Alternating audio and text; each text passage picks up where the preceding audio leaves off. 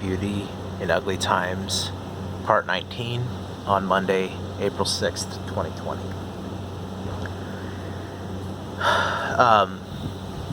Today was an unsettling day. My university sent out an email indicating that some forms of expense reductions are coming, and not much clarity as to what those expense reductions will be. But I would not be surprised if they start talking about layoffs, and that's scary. I'm certainly worried about my own job, about the jobs of my friends and colleagues, about the faculty and staff who are most at risk in these uncertain times, especially those who are earning the lowest wages and who have basically had their weekly income cut off. As bad as things are for me, they're not that bad yet. And it would be unfair for me to worry more about myself than them, saying that I do worry more about myself than them, and so I am unfair. God have mercy on me, a sinner. I'm sitting on the doorstep of my apartment right now, just thinking. But I'm also enjoying the weather. This evening it is breezy as moist air moves into the area. There may be some rain later tonight, which, as long as it's not too heavy or too long, would be kind of a welcome change, I think.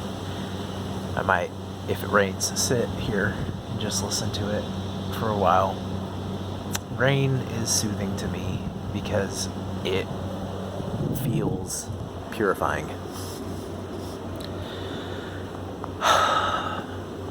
And right now, it feels like the world needs a lot of rain.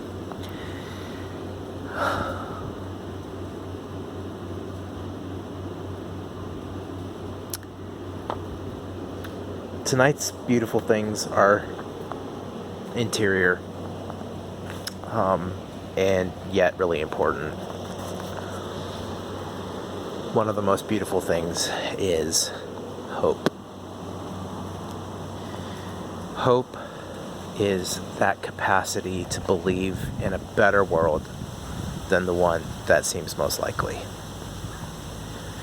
And hope is that motivating energy which allows us to risk what we would otherwise cling to in order to make that better world possible, even if it remains unlikely. Hope is not reckless, and it is not foolish, nor is it naive. It is rather a form of investment of oneself and one's energy in a project of labor for a better future. And in a time of crisis and uncertainty, hope is a very precious emotion indeed. If you know me personally, chances are you know that I have been depressed before. That in fact I struggled with depression and find myself drawn into it easier than most and for longer than most.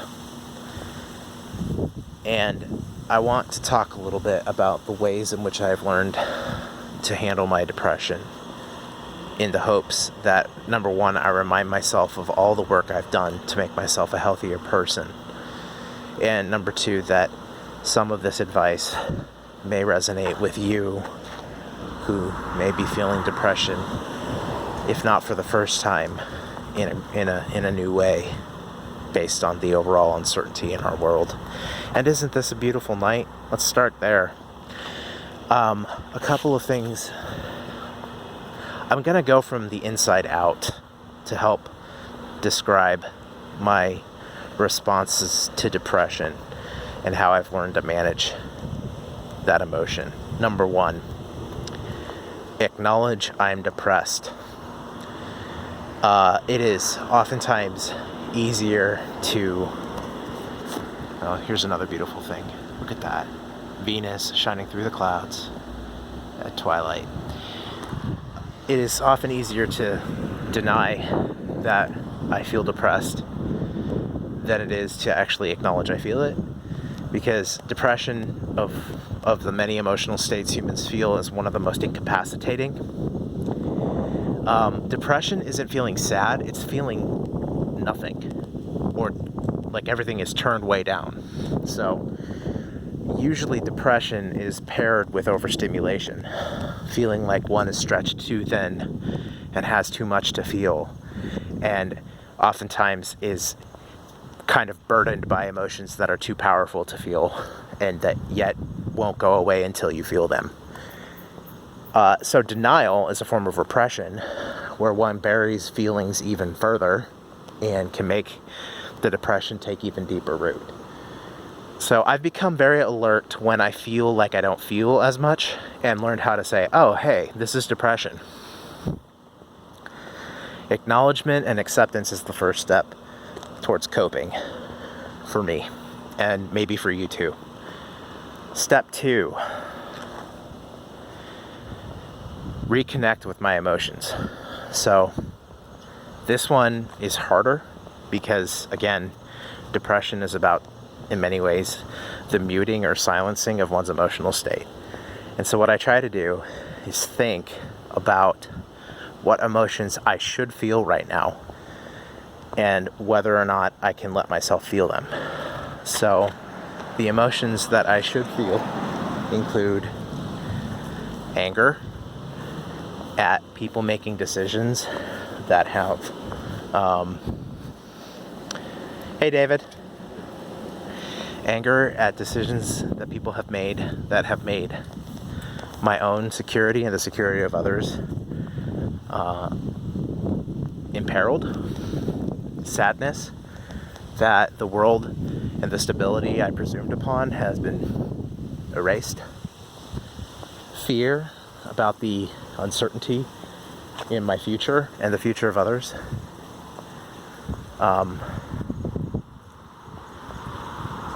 And all those are really shitty emotions to feel.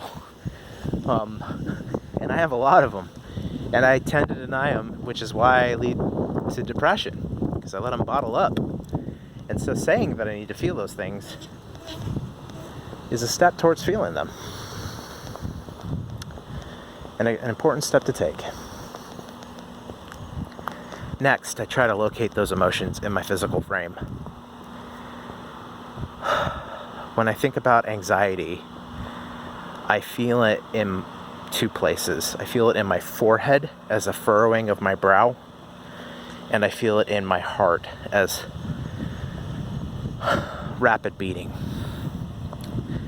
When I think about fear, I feel it primarily in my lungs when I breathe more rapidly and hyperventilate and try and supersaturate my blood with oxygen to run away. And so I also feel it in my legs. When I think about anger, I feel it in my chest as a kind of coldness in my heart and a clenching of my fists and jaw, and a desire to destroy. And all those are feelings that are not pleasant to feel. Then the next step is to reframe and restart my sensory system. Number 1, smell something. Tonight I smell flowers in the air and the smell of rain on asphalt after some late afternoon drizzles. Sight. Tonight I am standing outside in a beautiful, beautiful Miami.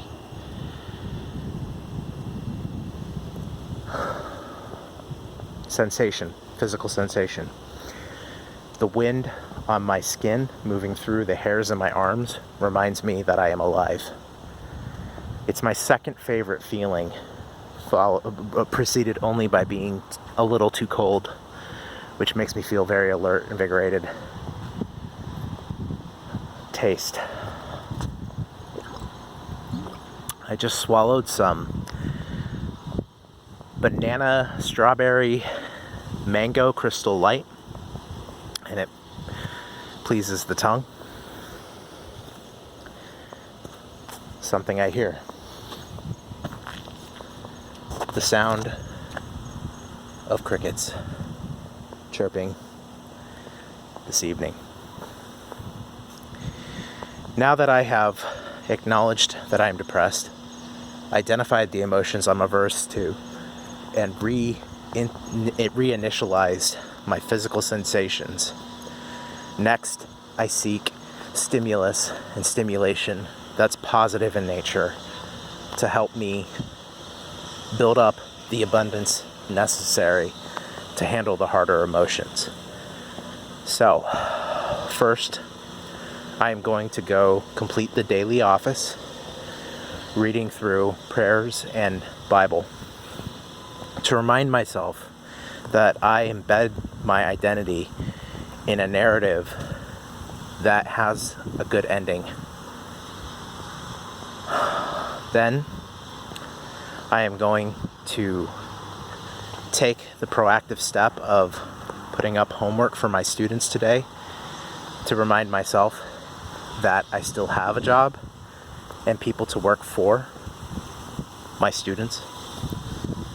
Then I am going to cook dinner and be grateful that I have the calories I need to not only to survive but to flourish. Then I'm going to do Duolingo to invest more of my energy in learning a language to connect with other humans. And then, after I've done all that, I'm going to play video games until I'm too exhausted to stay awake and go to bed. Because it is good to have fun, especially when it is hardest to pursue that. Anyway, I hope this video provides you with some potential steps to take to help protect yourself in a time of hardship. If you're feeling uncertain and scared, you're not alone. And I know that doesn't make you feel better. It doesn't make me feel better. But it is good to know that a lot of people are feeling it, and to remind oneself that it is good to feel scared in a scary time. That's part of how we survive as a species and as individuals. It is also good to remember that as scary and as difficult as things are right now, for those of us who are not ill, they are unlikely to end here. They are just going to be different. And change is scary for a lot of us, but it is also opportunity. And it's important to remember that a lot of people will be trying to turn this situation to their advantage, including limiting civil liberties, including cutting the poor free, including even deeper austerity measures as a society, and that we can rise up against those and demand better, not worse, conditions for human beings. We have the resources for all to be secure. We choose not to spend them that way. That is a moral decision with moral implications, and tonight is a good night to remember that, and to pray or hope or wish or strive for better. Finally, the moon is beautiful. The moon is beautiful even. Good night and good luck. I will see you tomorrow.